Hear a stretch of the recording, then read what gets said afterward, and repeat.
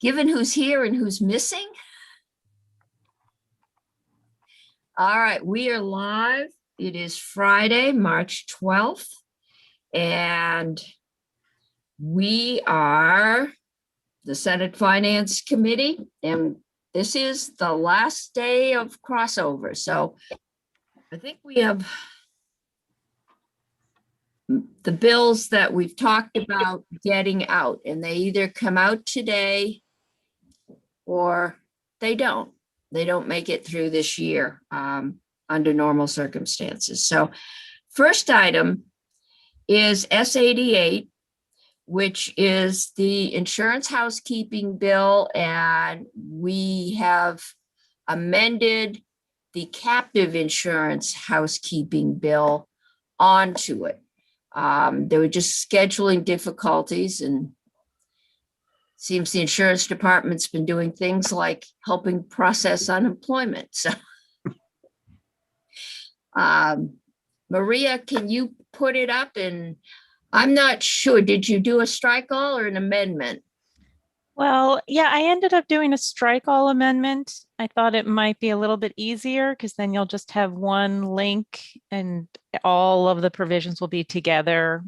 You could have done it either way, but yes, so I will pull up that document now just so you can see it. How does that look? Is that? I can read it. That's good. That's even better. Okay, great. Yep. Great. So it is a strike all amendment, and the first, I think it's 19 or 20 sections are the banking, insurance, and securities provisions, and then the remaining sections are the captive provisions that you've heard about. There were no other kind of amendments to any of those provisions as they were introduced by the department.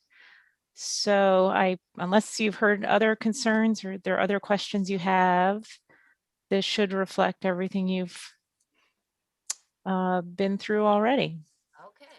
And would you like me to kind of scroll through it? Yeah, why don't you just walk through it fairly fast?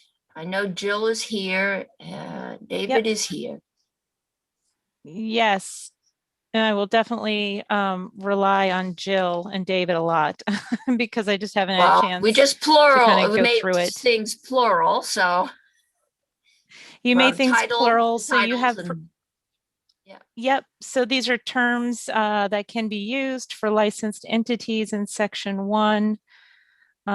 Sections 2 and 3 also pertain to the licensed lender provisions in the renewal process, eliminating some of the fees, conforming with other statutes. Section 4 is the increase in the penalty to make sure reports, make sure reports get in on time. Section 5, this was just a little more flexibility on when the independent trust companies have to file their reports. They do it a little more frequently than other companies. Sections 6 through 8, these were the allowed folks to work from home. I think got the answer on that in the tax implication. Correct. So section 9, I think this is just getting rid of the requirement of paper copies, paper licenses. That's right, for the licenses. Right. Section, whoops, scrolling a little too fast. 10 was intended just to simplify some of the confidentiality provisions for licensed entities. Sections 11 through 16 had to do with risk-based capital standards for HMOs.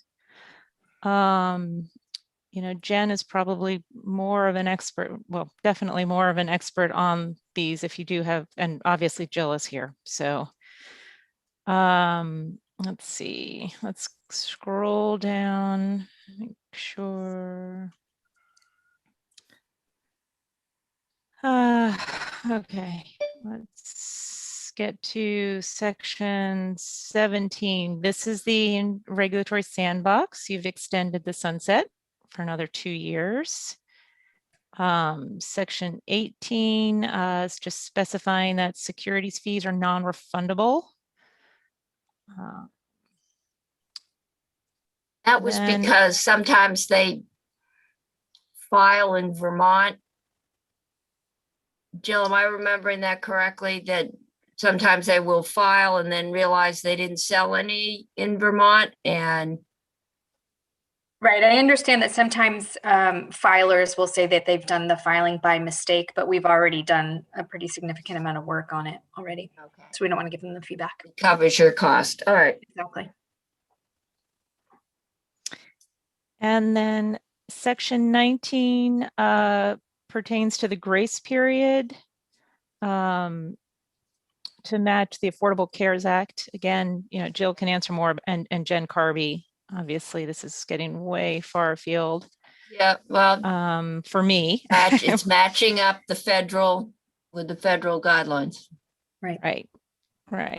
Let's see. Oh, so then we move into the captive provisions. And they are basically sections 21 through 30. And it's everything from how, having the commissioner be appointed to receive service of process, Rather than the Secretary of State, yeah. right, as opposed to the Secretary of State.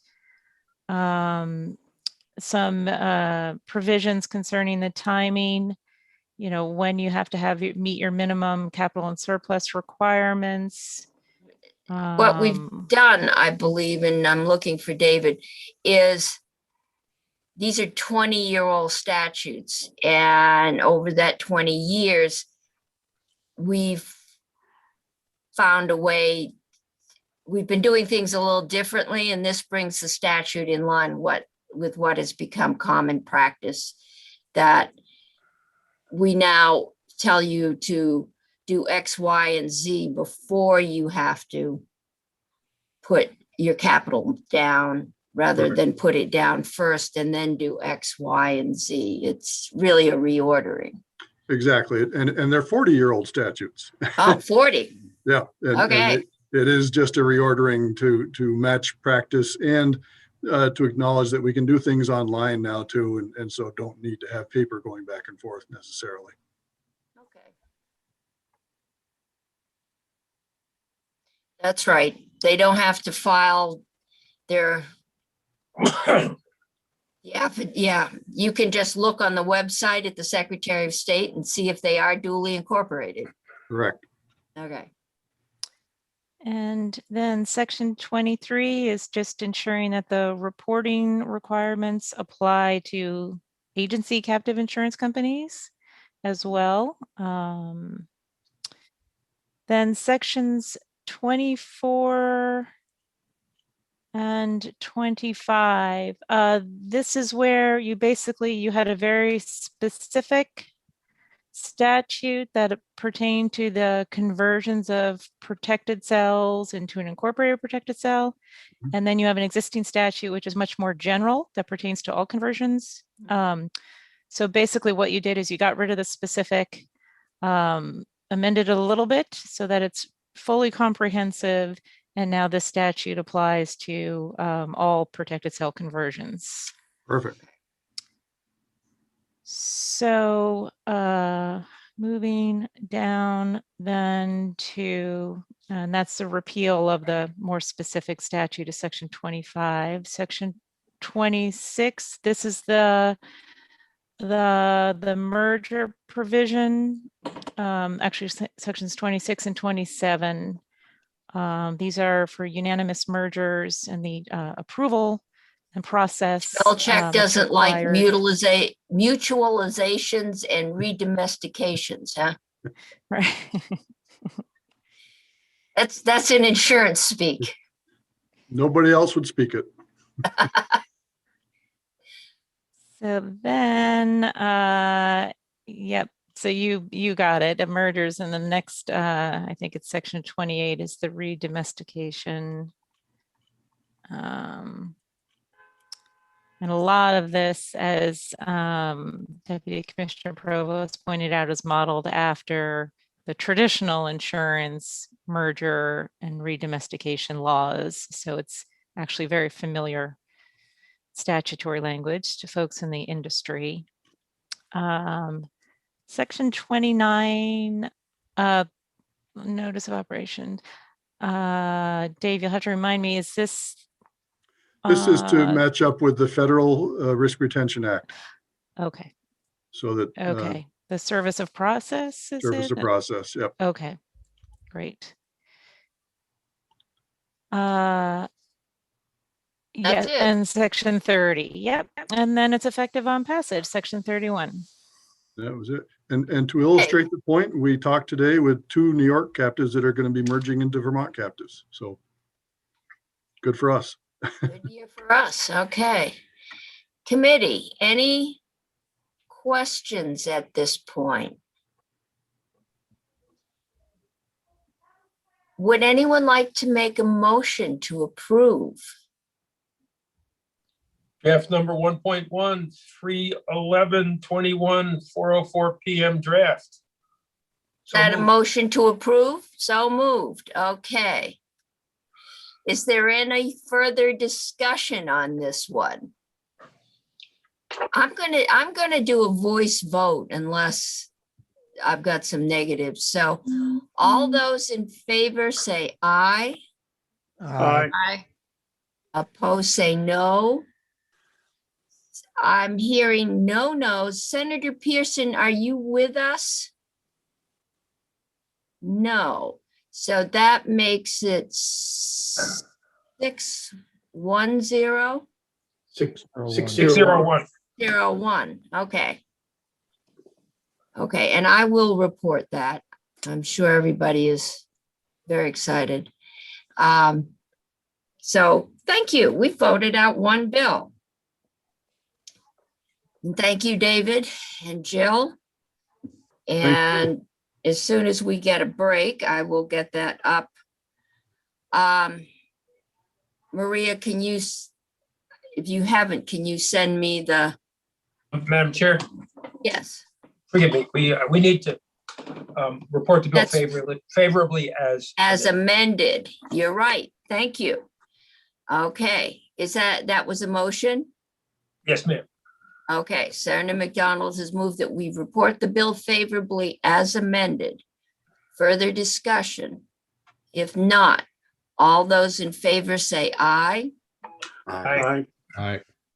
Opposed, say no. That one is 7-0. And Senator Pearson is here. You were not here in face when we voted to Yeah, amend. I'm sorry, my See, wife- he's here for this vote, so it's a Yes, he is here. 7-0-0. It's Thank you. 7-0-0.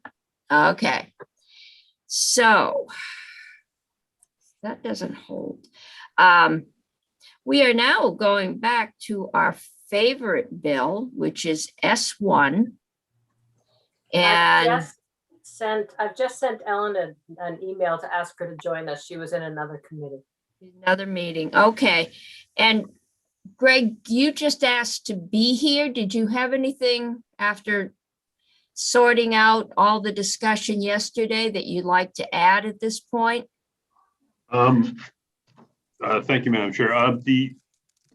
The bill as drafted, version 1.2, I think that answers all my questions on it. It would basically extend it for a couple of years. They get the levelized rate of the contract they have now, and then they have to come back to you and show you a project that you like before we enter a full-blown rate proceeding. So that's what, Okay. that works for us. Okay. Dylan, are you with us? I thought I saw you here a minute ago. We're, I think, a little ahead of schedule. No, Dylan wasn't invited. Would you like me to invite him? yeah, he was on my, oh, I don't think so, but I will Was do I, it all right now. right, maybe not. I may have been looking, I guess I was looking at, no, I wasn't. I was looking at the agenda that came up on my calendar and it had witnesses. This one does not. But I can't imagine that Dylan wouldn't like to be here. Okay, Senator Hardy. Yeah, we're doing S1. Is that, because you're, and is it draft 1.2? We're waiting for I've seen Ellen it. to tell us. Okay, That. it's a lot shorter than it was. Senator Hardy, it's what's up on the website Okay. for today. I think it's 1.2. I So, think so. well, wait, who is the drafter? Is Ellen coming? It's, yes, we're waiting Okay. for Ellen to walk I us think I through heard it. what you did, but I just want to make sure I understand it before we vote Oh, on it. yeah.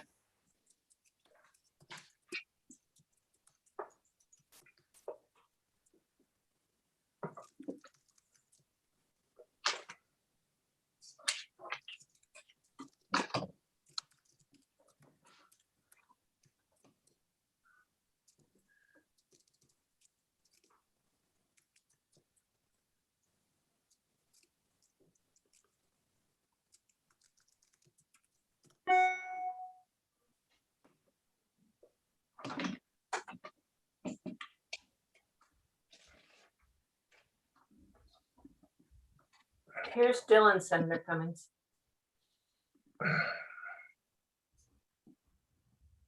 Okay. Dylan, have you seen the latest copy? I know Chuck was filling in for you last night. Yes, thank you, Senator Cummings. I just reviewed the draft that is on the Finance Committee site for today. I know it's not what you wanted, but can you live with it? Yes, I think we can. I have not run this most recent draft by our client. It obviously is not what we were seeking. We appreciate what the committee is trying to get to here. I will say, I don't think this gets you, part of what we were attempting to get at with our proposal yesterday was to provide some surety both to our client and to any potential off-taker for the heat, that if they pursue a project, they'll get an extension. I'm not sure this necessarily gets to that because the legislature is always an uncertain process. It is a deliberative process, and it is entirely possible that they could pursue a viable project and then a future legislature would choose not to renew. So I don't think it really gets the leverage that maybe the committee was seeking to find, but that's okay. We will have to do our work, and the client will have to weigh whether or not they are interested in pursuing a project and risking a future legislature not approving an extension. But that is that is the lay of the land. I think the idea is that if you do some initial discussion and initial investigation, decide it's feasible to put whatever out there, that you could, if it comes in a year, come back to us. And if it seems like a viable, I think the concern was there is a possibility that there isn't a viable solution. I mean, McNeil is still trying to hook up something at UVM for their power. And I'm sure that's been 10 years. The concern was that being able to use that thermal power is probably the only thing that makes this plant viable. And there's a concern that you would come back in 5 years and say, oops, nobody wanted to take us up, and would be 5 years further down. So I think they're looking for a viable option that once we approve it and send it to the PUC, or send our recommendation to the PUC, that they will know it's a viable option if the plant can run 10 months of the year or 12 months of the year. And if it can't run that often or that much under the dispatch, then it's not a viable option. But I think they want some surety that there really is a viable option out there, and they would like it sooner than 5 years. Certainly appreciate that, Senator Cummings. That's, I think, Senator McDonald. Madam Chair, everything you say is accurate, and I would only add that if it's pretty darn close to being viable and it solves a problem for our local loggers and foresters in a way that might even boost it over the bar. So I think was important in this committee forwarding the legislation we're about to vote on. I look forward to holding you to that in a couple of years, Senator McDonald. Look forward to being here. We are recording this, are we not? Yes, you are. And I'm sure Faith can get you a copy of the recording. Okay. Ellen is in another committee. Senator Hardy. Yeah, I just read over it. So I think I understand what it does, but I know we asked Greg before Dylan got here, but I just want to hear from him to make sure that the PUC thinks this is viable. Like, does it work for you guys? Here we go. Yeah, as I said before, this would work for the PUC. This basically extends their existing contract for another 2 years and so many months. And then you guys can make a decision as to whether you have a feasible project in front of you, and then tell us to open up that full-blown rate case. That's why all the other language is gone, because you don't need that anymore, because that's involved in the full-blown rate case. Got it. Okay. And that the timing would work okay for you after the legislature makes a decision? Sure. Yeah, I mean, it's a year-long process, but that's what we'll start doing. Okay. Once you tell us to. Feels like we're going to be in deja vu all over again if we're all here again. Yeah, you probably will. It won't be the first time. Senator Sirotkin. Maybe that was just the same question I had. So if it come back in January and they say we don't have a feasible option, what happens then? They don't get to their extension, or we can decide. I mean, if they come back and it just isn't feasible to do anything, then we get to decide what we recommend. Bill, the language is silent on that though, Senator. Yeah, it is. If I were reporting the bill, Madam Chair, and someone asked me that question, I would say that the extension that would have ended now is the same extension 2 years later. It's the same consequences what we have today. It's What just we 2 have years today, later. yeah. They're back for a renewal of the license. I'm assuming they're going to ask for 10 years. What we're going to have is what we've been saying is without that, this plant is somewhat obsolete. It's got, greenhouse gas issues. It's expensive. Its one good thing is that it gives loggers a market for softwood they can't sell anywhere else. And this committee, at least, is not likely to renew for another 10 years unless they know that there is a viable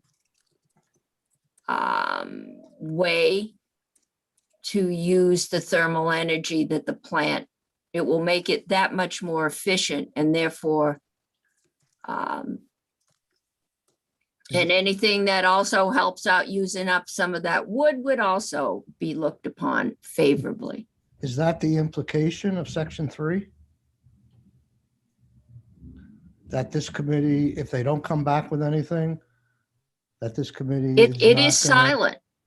This committee said they have been waiting for years for a project that would use the thermal energy. And the first proposal was, we will come back to you in 5 years with something that's gone as far, everything's done except state permitting.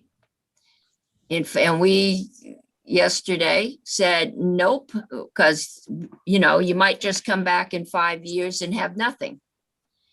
And last night, I think it was, they would have something up and operational in 5 years. That was the last offer. It would be operational in 5 years. What they're asking in both of those instances is that if they have this up and running in 5 years, we will give them another 5, that they will have another 5 years, because no one's going to get up and operational and make a large capital investment with the likelihood or the possibility that the day they open their door, we're going to shut them down. So I guess what I don't understand, has there been in the last 10 years, has there been a hope or an implication that we expected them by now to come forward with that plan? And aren't we just kicking the can down the road for 2 years if we don't at least say it's the intent of the legislature to not renew unless they come back with a viable plan in 2 years? Well, we can say whatever we want. We can't bind future legislatures. I know. I could picture a makeup of this committee that might approach this somewhat differently. Yeah, but wouldn't it have more power if we stated our intent, as opposed to be. I'm not sure it's my intent to shut them down in 2 years. Okay. I've got to look at the circumstances in 2 years or 3 years. We've talked a lot about the impact on the logging industry, and I'm depending on your committee to find a way to use that wood. Because in 3 years, whoever's on this committee might decide that that's still worth going forward. Senator Pearson. One of the tricks Senator Sorokin was, the business that co-locates is going to have to understand the dynamics of the plant. And as the chair has said many times, maybe a wood chip or wood pellet company could operate there with the plant running 10 months a year, or maybe it couldn't. Maybe it can do it for 10 months, but not if it's only running 7.5 months. And those kinds of details are all going to be worked out when the PUC is engaged with their new power purchase agreement. And so to me, the reason I like this draft is it's about as close as I think we can come, because we basically have to accept that, in my mind, what happens is the partnership comes forward and embarks with the PUC, satisfies us to some degree, embarks with the PUC together. And that bill authorizing the PUC, which again will have to come through here, Senator Sorokin, I still got you, is going to have to come through here, is presumably going to stipulate that there has to be this cogeneration principle, but it's a chicken and egg problem as I understand it. Senator Pearson, if I may, you're absolutely correct. I will just note that the draft is for you, does not provide the plant owner or whoever may co-locate with any information about what the next agreement from the PUC would look like. So there is just that level. And as you articulately pointed out, it is a chicken and egg scenario. And we appreciate this is the direction the committee was intending to go, but we won't know if the legislature chooses in a year or two to advance a bill directing the PUC to kick off that rate making procedure. We won't know what that looks like. So there will be some element of uncertainty to whatever arrangement comes back to the legislature, knowing that there's a number of steps between bringing a proposal to the legislature and the legislative proceeding and then the PUC process. But we can write instructions as to what everything that was taken out, we can, add to that, that their ruling should take into consideration the value and, the capital investment needed and the requirement that the plant operate X number of months. So in making their decision, we cannot control their decision, but we can ask them to look at things or consider them. Am I got that right, Greg? Yes, you do, Madam Chair. You would just put back all those well, most of those criteria are in statute. So a lot of them you don't have to even change. There was just a couple of them you added. we could So just- you could do that again, or you could Tweak it. go with the base statute, whatever you want to do. Okay, see, we're the legislature, whatever we want to do. Yeah. Highly dangerous. Okay, Ellen, you're here. Did you get any sleep last night? We sent you home with a lot of work. But this is a remarkably shorter bill than it was. So we've been kicking this can around. Why don't you just walk us through it? Tell us what we've left in it. And then we can decide what we're going to do with it.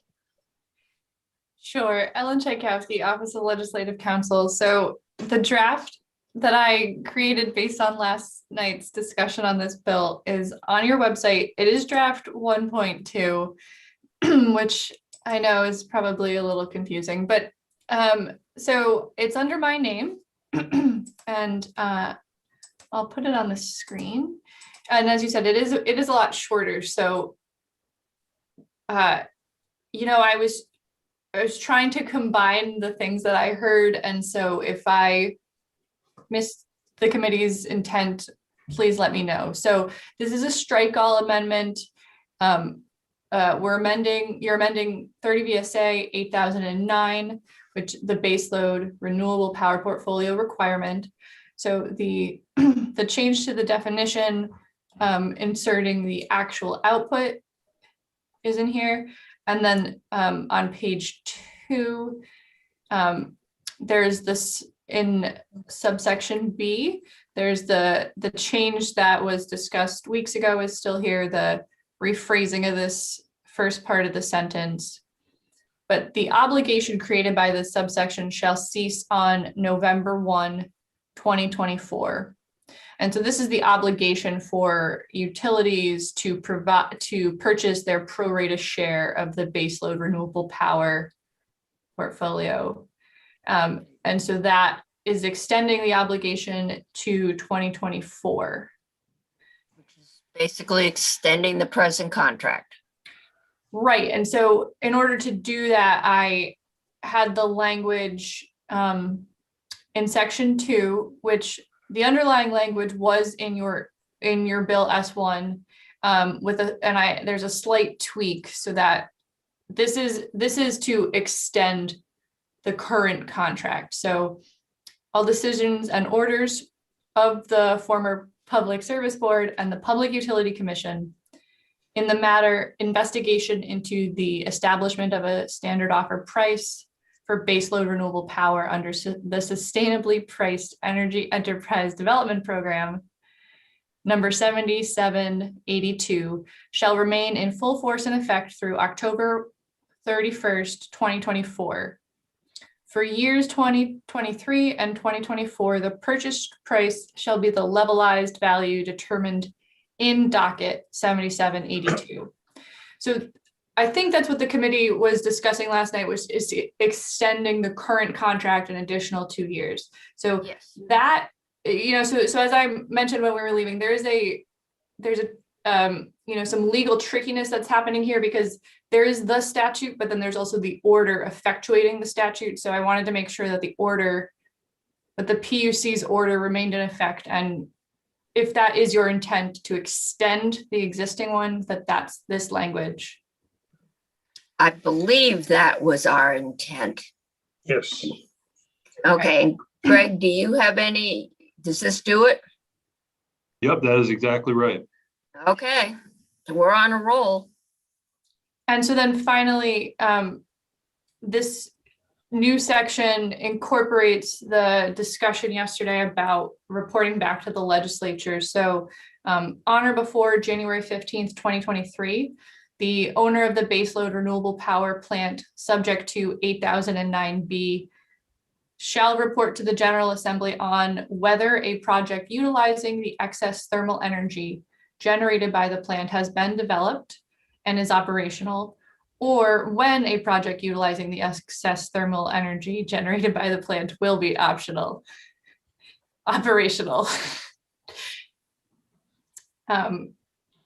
That's not the cleanest sentence, but so that's a report back to the General Assembly on whether there is a co-location project operational. Okay. And this will take effect on passage. Okay, on or before, so they can come in 2022 if they've got a project that is viable, but needs, before they start pouring concrete, need to know that they're going to be operating 6 months or 12 months or anything in between. And okay, committee. Oh, and I did just want to flag, I picked January 2023. And I think that is the date you were discussing. I know that there is a bit of a trade-off because we want to make sure the General Assembly will have enough time to act before the expiration of the 2024 deadline. So basically, from now, they've only got a year from the end of their present contract, but they've got 2 years from now. And I'm assuming that if something comes up, they can always come back to us and ask for an adjustment. Senator McDonald. Yes, Madam Chair, that date is,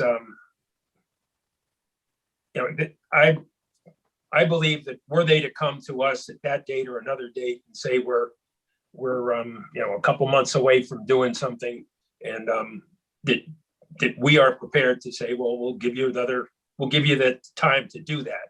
And if they came back before that date and threw up their hands and said, we can't do anything, then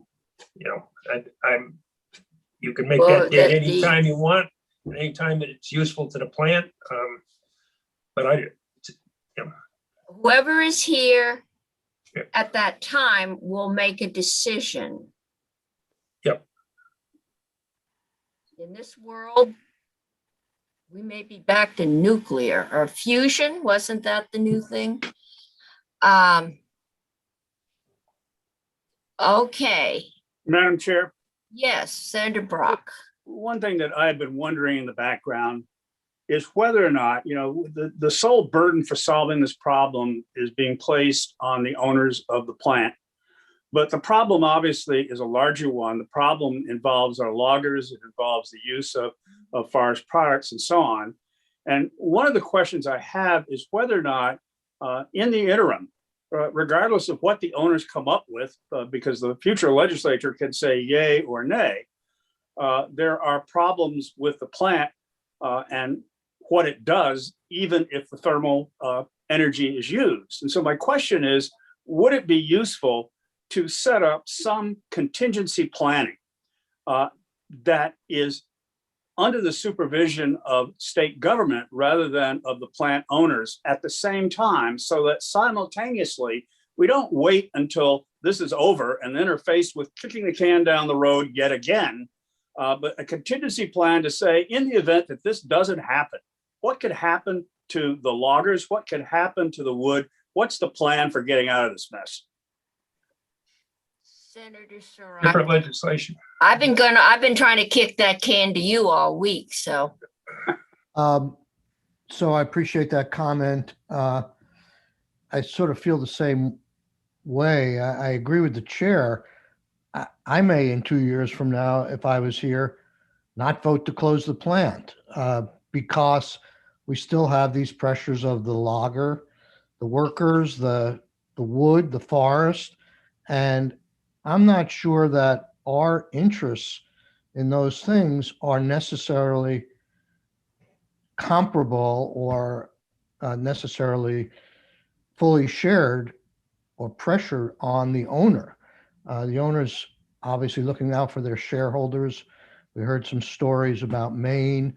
And so, yes, I think we should be doing something to prepare for this eventuality, because this could be, otherwise we're just going to keep kicking the can down the road, because we're here to protect the people and the woods. And if there's no marketplace solution, we'll keep kicking the can down the road. So when do we start preparing for the future? And I was about to vote for this, and I still am, but one question that still I would like some information on, because Senator Pearson asked a question a few days ago. We never had an answer to it. And the owner of the plant said, well, one of the reasons I bought this was, I was hoping to make a go of it, but if I didn't, I had a bailout fund that I can go to. And I don't understand what this bailout fund is. I mean, what is the danger to the owner from closing down the plant? And if does not coincide with our interest in protecting the people, we really need to do what Senator Brock is saying. Can anybody answer that? Can Greg answer that? What is? No, I wasn't, I thought I heard clause rather than fund, so. And it may not be something that the owner wants to talk to us about. Okay, Senator maybe Cummings, not. Does anybody know? So I'm waiting for Dylan. Senator Strachan, I'm sorry I don't have all the details of the sort of financial mechanics there. I am aware that there is a decommissioning fund that would basically cover the costs of taking the plant apart and restoring it to a greenfield if the plant were to shut down. And that decommissioning fund was transferred to the new owners at the time of acquisition. But beyond that, I don't know. And I think, what Bill, the director of stored solar, had indicated to the committee was that was sort of had covered some of the risk that if the legislature chose not to extend the plant's agreement, that there wouldn't be that he would be able to shut down the plant. And I don't know, I'm sure probably none of us know, what is the extent of taking care of these workers and retraining them and finding them jobs and somehow finding a market? I mean, is it billions of dollars? Is it hundreds of millions of dollars? I mean, we have some new federal money. Can we start setting some money aside for this eventuality? Well, that I think is beyond the scope of this bill.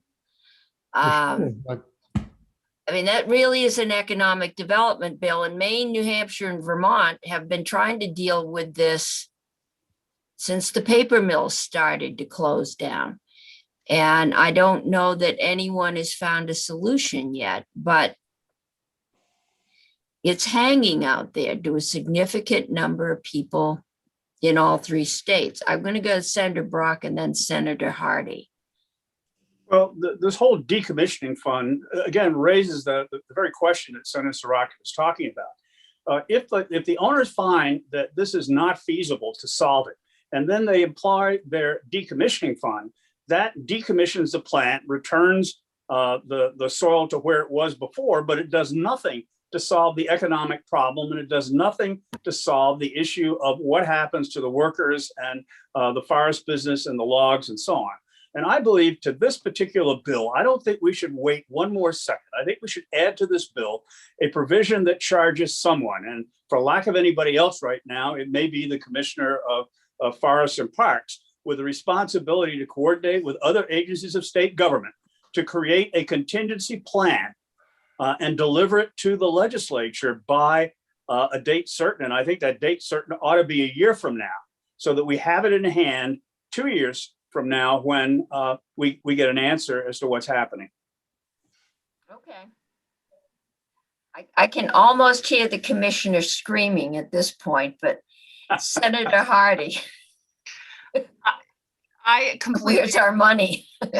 I completely agree with Senator Brock and Senator Sorokin. In fact, Senator Sorokin and I emailed back and forth a little bit about this last night. And I think that we need to have a contingency plan because this is a private business. They can walk at any time, and we will be left with the same issue about workforce and also protecting our forest land from, unnecessary development and making sure that we're protecting the economy of that part of the state. And I think that the Commissioner of Forest Parks and Rec, maybe in conjunction with the Secretary of ACCD or something like that. But I think that the Commissioner of Forest Parks and Rec, he's done some work in this area already. It's not like it's going to be starting from ground zero. It's just a matter of really putting together a plan that would address these issues. And I think it's relevant to this bill, and we can put it in here if Senator Brock, you have language, let's get it in here, because that would make it would make me more comfortable voting for this bill. Okay, Senator Pearson.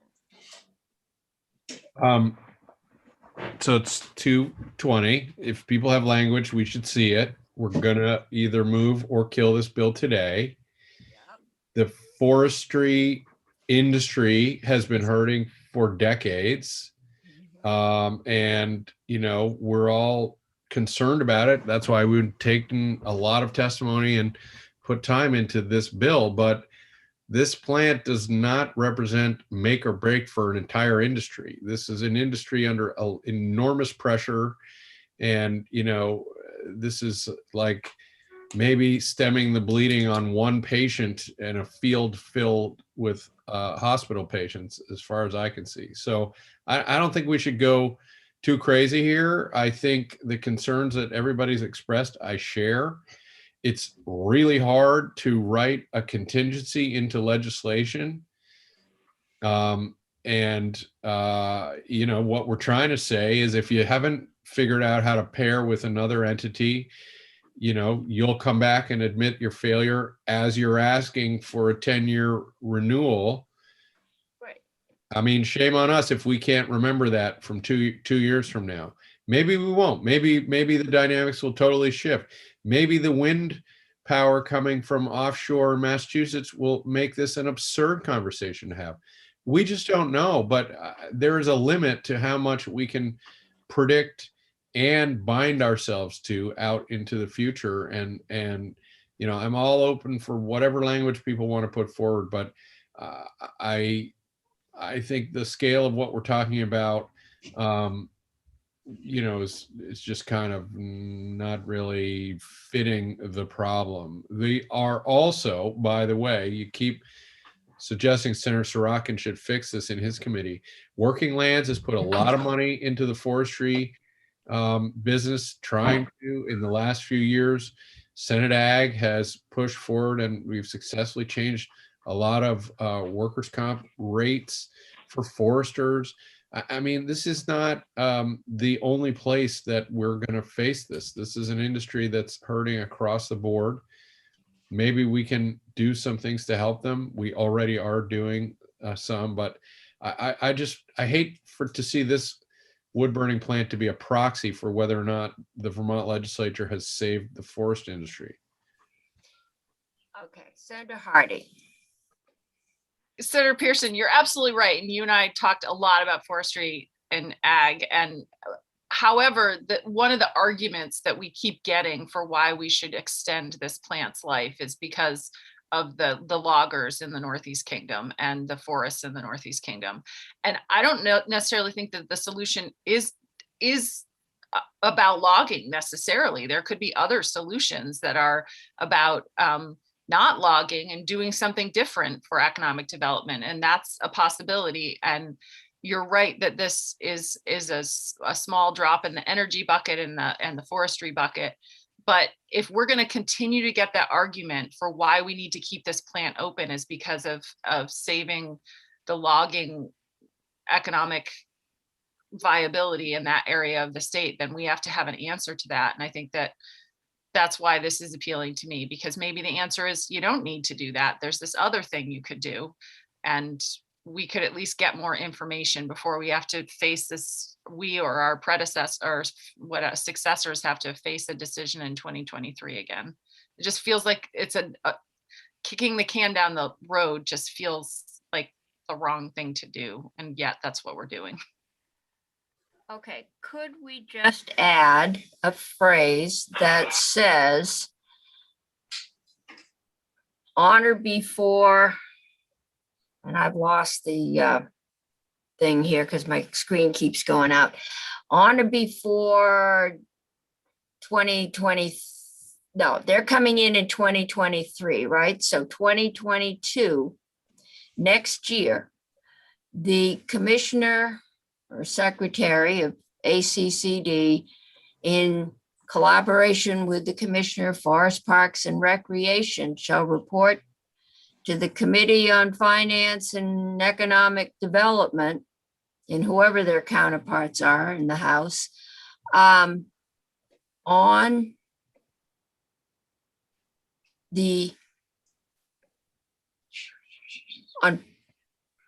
I'm trying to think of the words, possible other uses for defective scrap wood.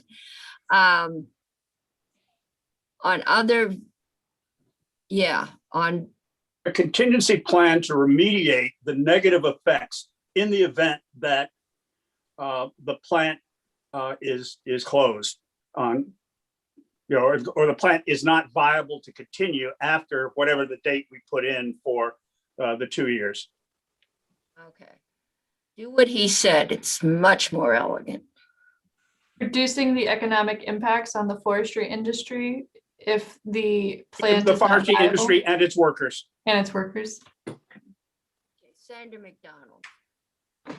Madam Chair, circumstances have changed in the last 8 years since the plant was last licensed. And I think, to the credit of the people that put forth S1, they are bringing the attention to us today instead of waiting 2 years.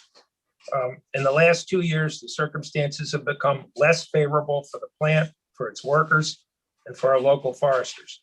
And this bill allows 2 more years for those parties to suggest solutions. I don't know if you want to have a resolution that says we ought to take a look at this, or said economic development ought to spend some time on it.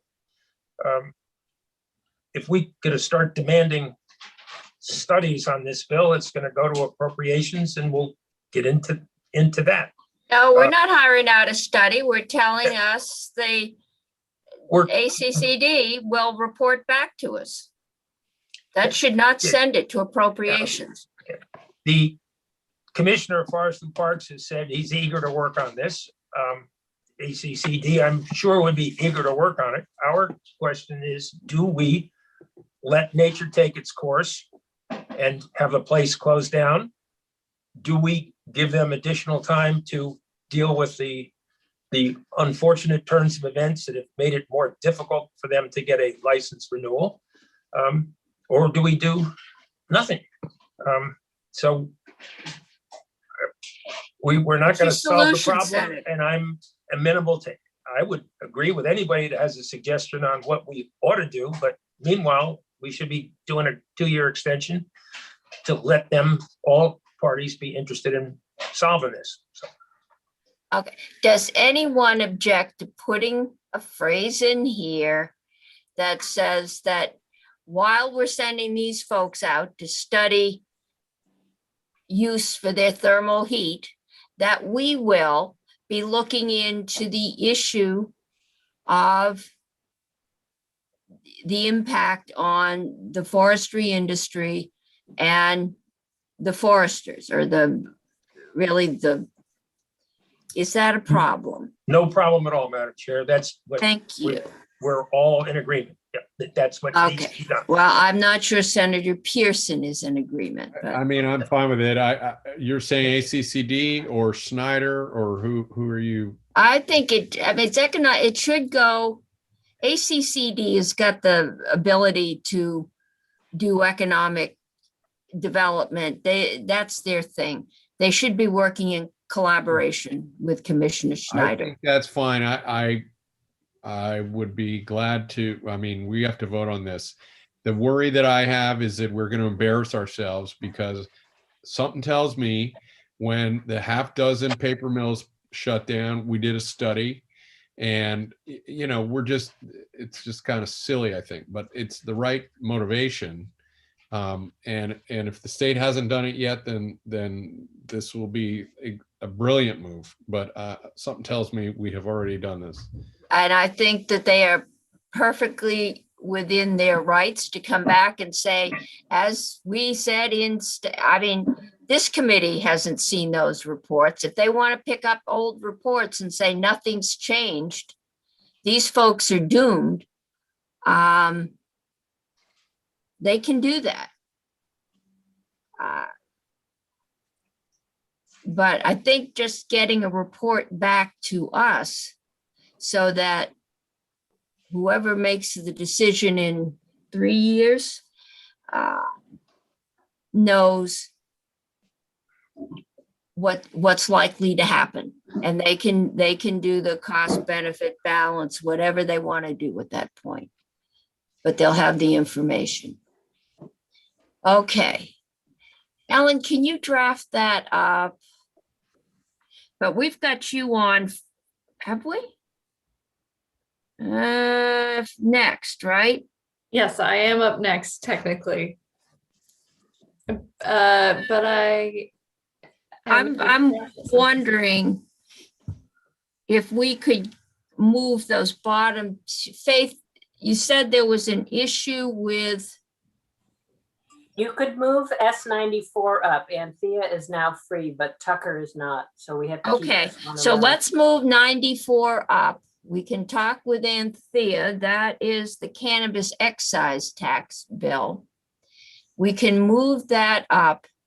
We'll give Ellen a whole few minutes to draft that phrase, put it in, and then we'll decide what we're going to do with cannabis. We'll go back to 60, and then we'll see if we can get 111 in at the end. Does that work, Ellen? Just whenever you're ready, just let us know. And if we have to, we can go to break. Okay, Okay. I'm close, I think. Yeah, I think I think Senator Brock gave definitely some good guidance there in his wording. Okay, so if Anthea's here. She's not yet, but I just sent her a note. She'll join us shortly. When she comes in, we will go to cannabis. So the committee can stand at ease. We don't have a break scheduled this afternoon. I was being cruel, but I think we may have some downtime. I'm going to drop off, but thank you to the committee for your work on this bill. Appreciate Okay, it. thank you. Thank the owner. You've come back with some good proposals. The committee is just not ready to go that far yet. Maybe next time. We appreciate the process. Thank you very much. Okay. Bye-bye. Okay, Anthea is here. At least in print. There she is. Senator Bray, you have a question? No, I'm just thinking, I was listening carefully to this conversation. I mean, we have a far larger industry in agriculture that's been struggling, and we've had all sorts of programs and reports, and we're just not particularly effective at responding to the commodity marketplaces. Our best opportunities have been when we peel ourselves off of something that's commodity oriented and do something that plays to our strengths, because then we have some influence and control. I don't know, there's opportunities in ag to make value added foods, and I think we've done more and more and more of that. It's not the whole answer. I don't know what a similar answer is for wood products, and I think that's part of the challenge. I don't know that we can distinguish Vermont wood particularly from anything else, and so then we're basically in a low price taker marketplace for most of that material. So it's a very tough row to hoe. It is. And I think- You know, at the same time, I built a garage this spring, and I was appalled at the price that I was paying for softwood that went into that garage that had to be imported from Canada. And that somehow to me suggests that there's an opportunity somewhere in all of this. Those socialists with their free healthcare makes it cheap to saw logs.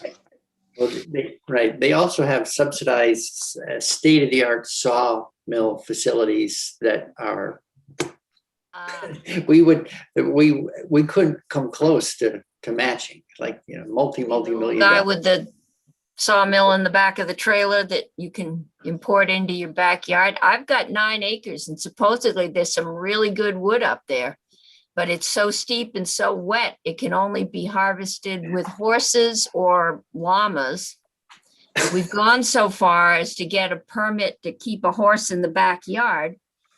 The only access is through our yard. It's landlocked. But the price of wood dropped and the logger said it wasn't worth hauling him and his horse up the hill. So it's there, but the stuff that's growing the fastest is the white pine and the scrub. Let's I'm sure we have to ban more plastics, and Yeah. then we can go out to the swimming pool and say that the future is wood. Wood swimming pools, huh? The one, the swimming pool in the movie that said there's only one word, plastics. Oh, that movie. Right. Just set some goats loose in your woods. They'll do a lot of trimming for you. I know they will. We use them to trim the poison ivy along the bike path in Montpelier the last 2 years. Their names were Ruth, Bader, and Ginsburg. Love that. We have a little Ruth Bader Ginsburg peg doll right here. Pegged it. Awesome. They should meet, Anne. I also have a doll. My children do a lot of stocking stuff. I have a doll and stickers and books because my name is Ruth. Everybody gives me Ruth There you Bader go. Ginsburg stuff. So I have a ton of it. You should see my I have collection. socks. My Oh. daughter-in-law found them in Toronto. I do not have the socks yet. I have socks. And they're stored away along with my Trump dog toy. I also have a Bernie dog toy and a Hillary one. It's my political memorabilia. So anyway, and I have soda, Hillary and Trump soda. It's pink and blue. And we're live, so I should stop this. And Ellen, are you back? Did you draft? I am back. Great. Because I was rapidly taking notes as you were talking. Uh-oh. So do you want to discuss it now? I know Anthea's here. Yeah, no, Okay. and then we'll go to Anthea. I want to make sure you've got. Right, because I want to make sure I have actually the language you want. So this is what I just, hello again, Ellen Tchaikovsky, Office of Legislative Counsel. I have not put this on your website yet because I drafted it moments ago. So here is what I just wrote based on the conversation you had. Contingency plan. On or before March 1, 2022, the Secretary of Commerce and Community Development, in consultation with the Commissioner of Forest, Parks, and Recreation, shall report to the Senate Committee on Finance and the House Committee on Energy and Technology a contingency plan to address how to reduce the economic impacts that may occur if the baseload renewable power plant closes. The plan shall address how to remediate harm to the plant staff and the forestry industry impacted by the closure of the plant. That's not so I have two. So the points are, what is the date you wanted to pick? And then did I accurately capture what the plan shall address? I can't see Senator Brock, so. I think you did. Yeah, I think that's exactly what we intended. Okay. I would That's good. suggest, Yeah, Ruth, I've I lost think- you. Ellen, you did a great job, and I think you did do, I'm not sure plant staff and maybe workforce, forestry, industry and workforce or something like that. Because I don't know how many people actually work for the plant. Isn't it a pretty small staff itself? And it's more 50 the larger people. sort of workforce. 50 people. Yeah, I thought it was 50. So Okay, maybe that's a that's big right. employer down there, but Maybe that's right then. Yeah. Well, So you no, could say the plant workers and the forest industry and its workers, or the plant staff and the forest industry and its workers. Or workforce impacted by the closing. closure. Yeah, that's fine too. Okay. Maybe this is just silly, but nothing the legislature does is closing the plant. What we're talking about is whether or not we're mandating subsidy for the power. And does that matter, or does anyone care about that distinction? No, I think you're right. That's a good distinction because the plant could stay open. It's just a matter of whether we subsidize it. Or Well, if the allow it. plant stays open though, there is presumably no harm to its staff or the forestry industry. Right. It's whether it's subsidized or not, doesn't matter. If they're able to keep the plant open, using that wood for furniture, that's fine with us. What we're Okay, this concerned about doesn't is it say- closes and nobody's buying the wood and there are no jobs for the employees and the other foresters who supply it. And this doesn't say we're closing it. That's It right. says the economic impacts that may occur if the baseload renewable power plant closes, period. Doesn't say anything about why. If it goes on, then we don't have a problem. Okay. True. Okay. Let's And go with- with Alright. it and be done. We want to do workforce. So Althea, no. Ellen, I'll let you go, catch your breath. We'll go back to Anthea. And then we'll come back to you, okay? Does that work? You can play with that workforce wording and then we'll be finished with, wait, Anthea, you're doing cannabis excise taxes, right? I am. That's right. So committee, this is the proposal from Senator White that the long and short of it is that we allow the local municipalities that host a cannabis establishment. And for some reason, that word, I see Miss Kitty in Gunsmoke, and I don't know why it brings up that image. But but establishment is defined as, growing, testing, manufacturing, or selling. I believe there may be something else, but anything that deals in cannabis. And that any town that votes to host one of said establishments shall get to share in 2% of the 14% excise tax, whether or not that's over or above their cost. And some of these towns, most towns in Vermont do not have a police department. They are covered by the state police. How outside of Randolph, Senator McDonald, how many of your towns have a police department? 2. 2? Yeah. Yep. Traffic light to follow soon. Yeah, I know. That's right. You got the guy that sits at the traffic light or the flashing red light. Seen him.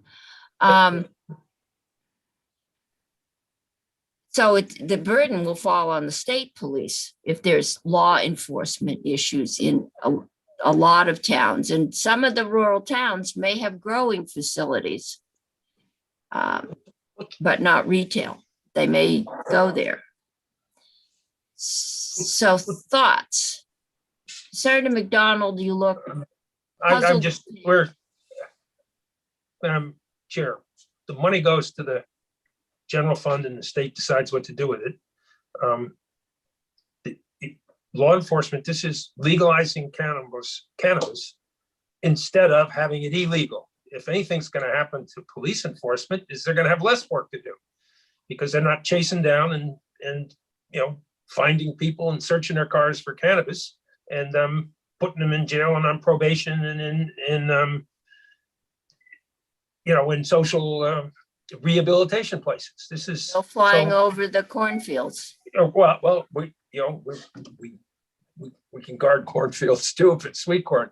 Madam Chair, Right. if we want to, if the purpose of this bill was to raise money and give it to the towns, then this makes a lot of sense. When it was presented as a bill, it was presented, well, if the other states are doing it, we ought to, do it and not, get our share of the sales. I don't think cannabis was legalized to make money. It was legalized to stop criminalizing people, but I'll vote for whatever the committee recommends. Okay. Senator White's argument was, and she's a major proponent of small towns, is that if, and it still is an if, we generate revenue from the sale of cannabis, that the towns, at least some of the towns, should be allowed to share in that new revenue. Rather than say the state will take all the revenue and decide what they're going to give to the towns and what they can use it for. It really, which is what the present law says. This was the Senate position. I don't know if it was last year or the year before, whenever we went to conference 2 years ago.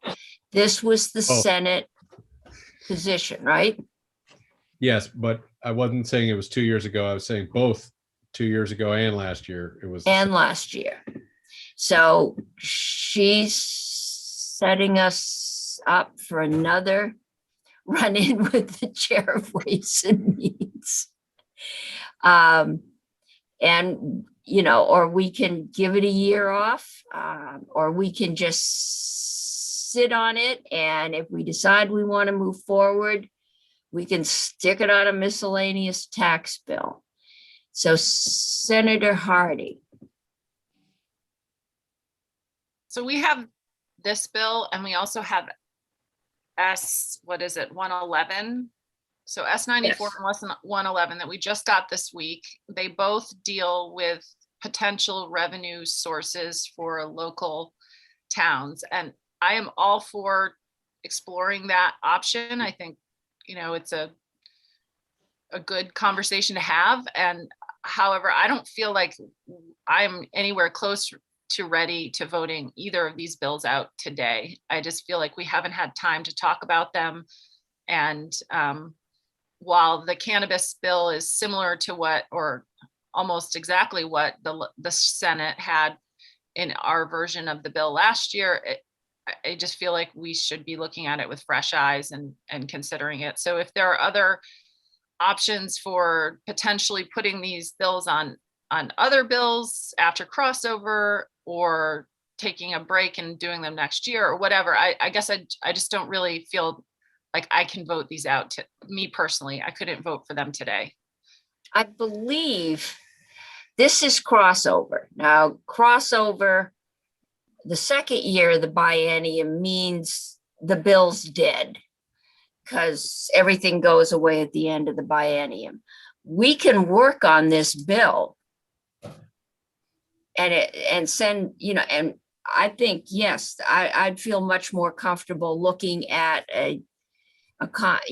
both of these bills together and coming up with a tax proposal, perhaps working with GovOps for some form of allowing towns to raise revenue. I don't think we have to drive down many streets to know that they can use some help.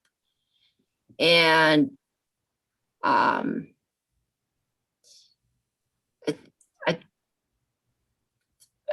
think we can vote it out any time this year. It's just, you need rules permission to send it on, and they need rules. But if they want it, and if they don't, then it's there first thing next year.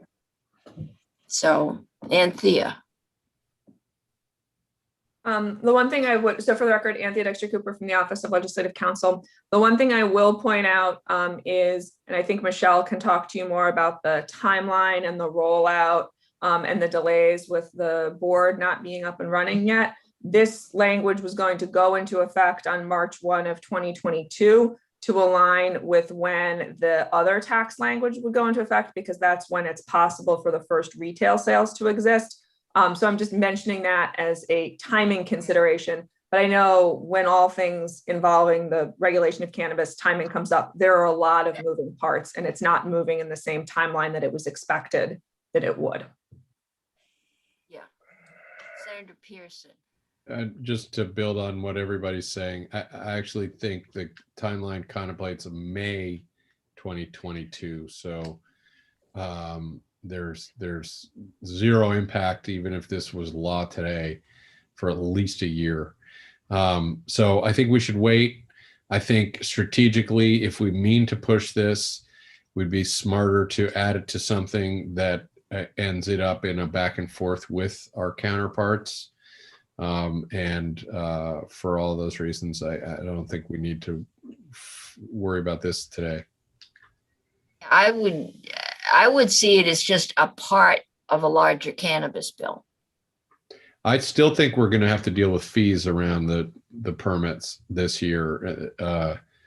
So we may yet be talking about these kinds of issues, have to talk about it in terms of putting it into law. And those are things we can put on a tax and fee bill. Okay, Ellen is back. I think. There she is. Are you ready for S1? I am. I think so. Pardon me, Senator Cummings, before you take us up S1, are you going to take up S111 this afternoon? Tucker is asking. Committee, do you want to take up the local option taxes? I put them on because they came. I'm seeing 2 no's. Thank you. I am not seeing any real interest in doing that. They just came over too late. And Thank you. I'll let Tucker know. we can let Tucker know. And then if we can get through S60, we can go home. Okay. So Ellen. Hello. Oh, we should have vacation after crossover week. Sometimes we do. Yeah, I know we do. But so have you can you put this up? And So I did just send the updated draft to Faith so that she can post it. I'm gonna share the Word document though again, in case you do want to make any further adjustments. Okay. But I just tweaked it slightly. So S1, this is an amendment we were just discussing. It's now draft 2.1. It will be posted on the website momentarily. This is a new section on session law. So plant closure contingency plan. On or before March 1, 2022, the Secretary of Commerce and Community Development, in consultation with the Commissioner of Forest Parks and Recreation, shall report to the Senate Committee on Finance and House Committee on Energy and Technology a contingency plan to address how to reduce the economic impacts that may occur if the baseload renewable power plant closes. The plan shall address how to remediate harm to the workforce impacted by the closure of the plant, including plant staff and members of the forestry industry. that get it for folks? We're happy. Are we think ready to vote? Senator Bray has a question. Up, I can't see Senator Bray. Senator Bray, where are you? Over here. Okay, there you are. See, if you talk, so if you holler, Madam Chair, you pop up. All right, Madam Chair. Yes, you're already popped So up. I guess the report is squarely focused on economic impacts because but there is a whole thing, we talked about it briefly off and on, that the plant facilitates certain forestry operations that foresters are telling us are also helpful to maintaining forest health. So, a shorthand edit could be something like reduce the economic and environmental impacts. The committee may not want to go there, but I think it's, they do go hand in hand. I had actually thought the same thing because part of the argument we've heard from the foresters is that this allows for good forestry and that if the wood can't be economically cleared, that the forest health will suffer. Right. I mean, So, but I think, yeah, economic and environmental impacts. Okay, that's an easy one. The other thing is I wanted to check in and make sure, I can't remember if we had testimony along the way. As we're considering it, I get that it's logistically or something simpler to just extend the current rate. Not knowing what the new rate would be compared to the current rate, I'm not sure what we're doing to ratepayers for that 2 years. If it turned out that a rate case would deliver a lower rate, have we just extended a higher rate, a more expensive rate to ratepayers for an additional 2 years without any kind of consideration? I don't know how we ask that question in any kind of convenient way without going to a full-blown rate case, but Yeah. it's it is now 2:53 on Friday afternoon, and we need to get this out. That's probably one of the trade-offs we're making for 2 years. Right. Well, I just wanted us to make it Yeah. knowingly, as opposed to not having talked about it. That's all. No, I mean, we are. That's one of the unknowns. We don't know if the rate would be higher or lower if there were a full rate case. But what we've said is we aren't willing to ask for a full rate case until we know that there's a viable way to use the excess heat. So Senator Brock. If Ellen, if you could put the language back up on the screen for a second. I would look at the last sentence and make it a little more compact by saying how to remediate harm to the workforce impacted by the closure of the plant, comma, the forest industry, and impacts on forest health, period. Plant staff has already been included in the workforce impacted by the closure. Mm-hmm. And what we're looking for by putting the forest industry that way, we're trying to do a couple things. We're trying to deal with the people, and people who the workforce impacted include people who supply wood as well as those who work in the plant. We're concerned about the economic effect on the industry of the plant's closure, and we're concerned about forest health. By trimming it that way, I think we deal with all of them. We deal with the people, we deal with the industry, and we deal with forest health. And so there, I would also just modify it a little bit further, Ellen. Impacted by the closure of the plant, the forest industry, the impact on forest health. On the industry. I'm getting a echo all of a sudden, Randy. Greg, could you? Thanks. Okay. That's it. Madam Chair. Yes. Senator Hardy. Yeah, thank you. I think Senator Brock's edit actually takes care of my concern, but I just want to point out that there are some people, some people who think the impact on the forest health would be positive and the impact on the environment would be positive if the plant closes. So I don't want to debate that right now, but I think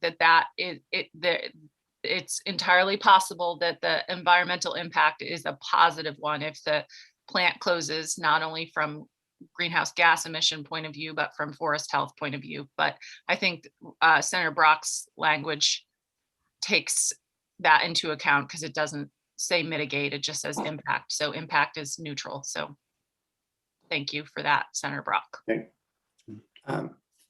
Can I jump in on just this little bit? So thanks. And yeah, I just wanted to make sure we weren't ignoring the forests and all discussion, not sort of voting yay or nay on this. I've just modified just a little bit more, Ellen. I would just remove the impact on from that, because you've already addressed impact in earlier in the sentence, impacted by the closure of the plant, the forest industry, and forest health.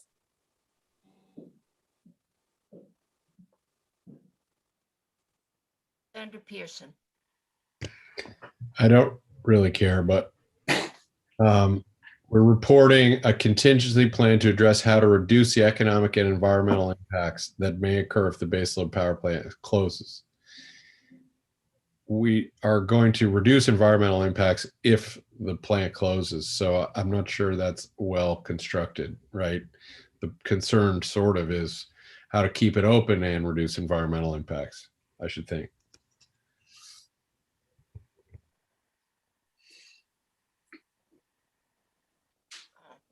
Environmental was added to cover the forest. But we don't have to put that there if we put forest health in the last final sentence. Yeah. Maybe that's So we can just take out and environmental.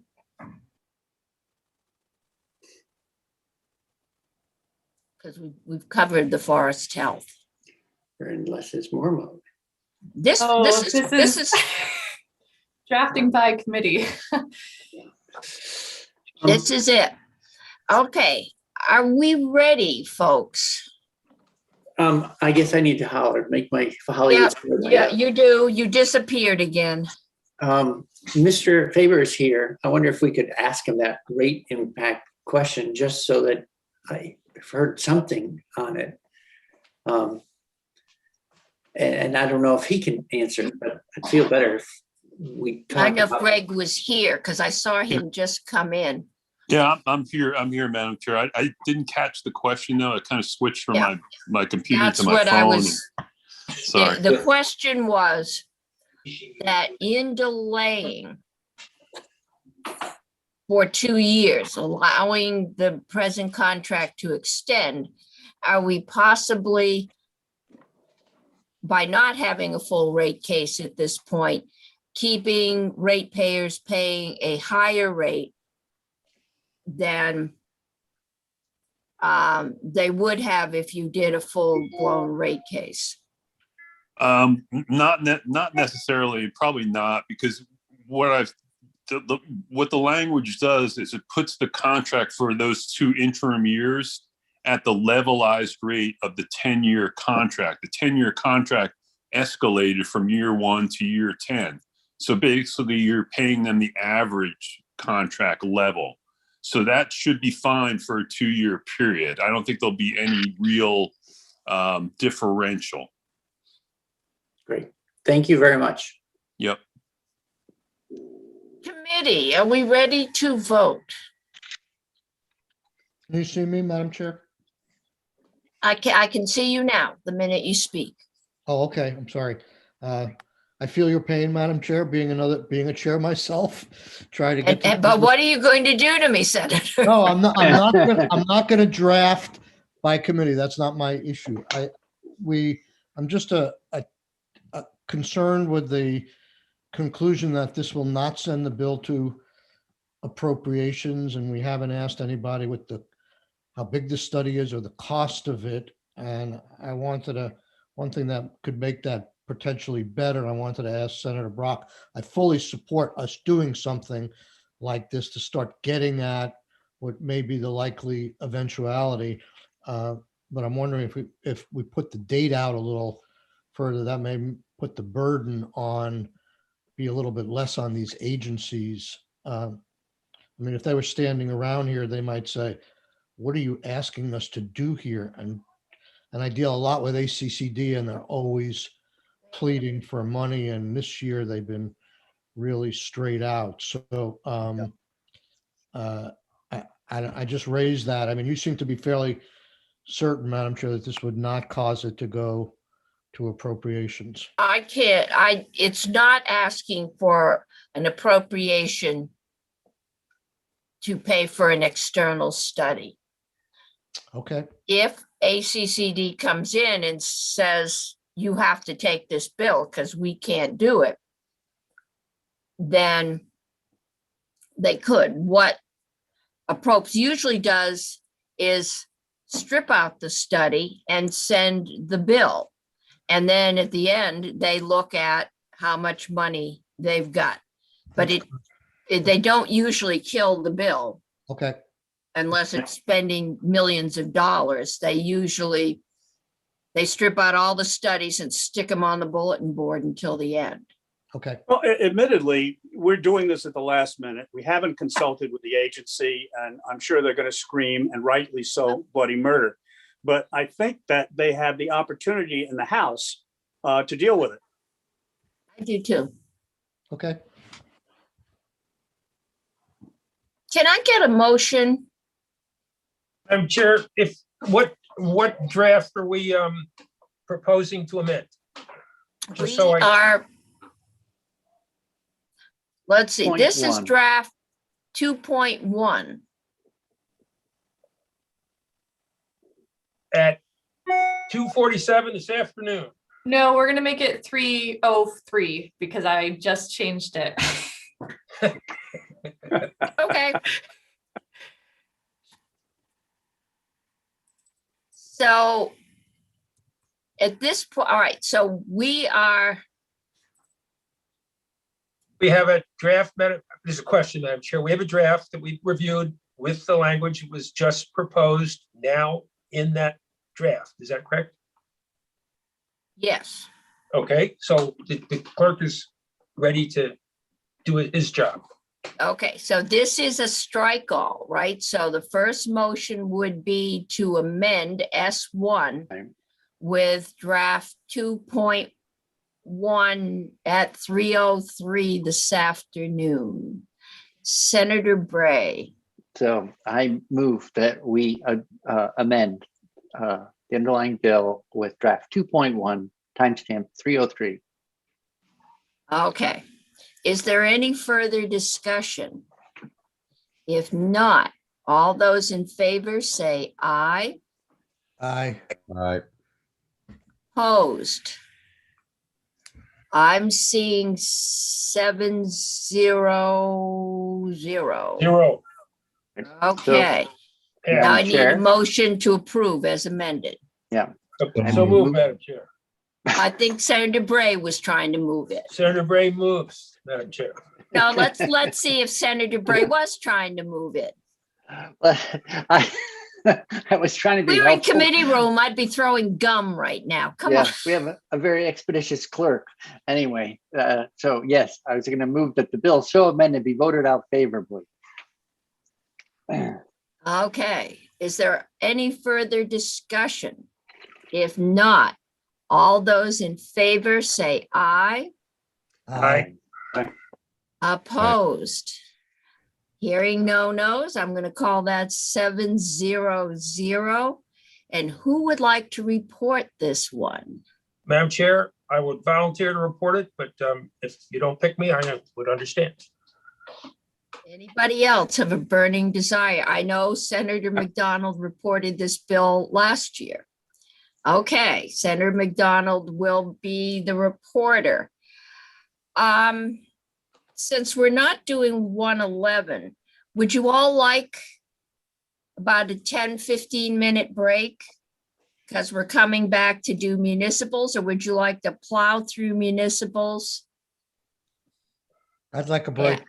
Yeah, You'd like a break? Okay, please. let's take a 10-minute break. Then I can send the clean copy of my bill and Senator McDonald can send the clean copy of his bill, if you can get that to him, Ellen.